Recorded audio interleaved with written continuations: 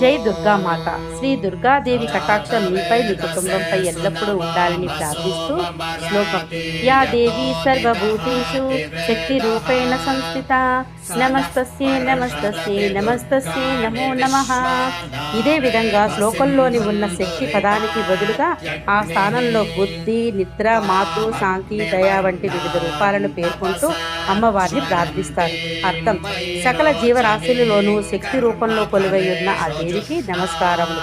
అటువంటి సర్వవ్యాపిని అయిన దైవానికి పదే పదే నా నమస్కారములు. ఈ మంత్రం దేవీ మహాత్మ్యంలోని ముఖ్యంగా నవరాత్రుల్లో ఈ శ్లోకాలను భక్తి శ్రద్ధలతో పఠిస్తారు. ఈ శ్లోకం దుర్గాదేవి శక్తిని కీర్తించే అత్యంత ప్రసిద్ధి అయిన మరియు శక్తివంతమైన మంత్రం. ఈ శ్లోకం సకల ప్రాణుల్లోనూ దైవత్వాన్ని, మాతృమూర్తిని దర్శిస్తూ అమ్మవారిని స్తుతిస్తుంది.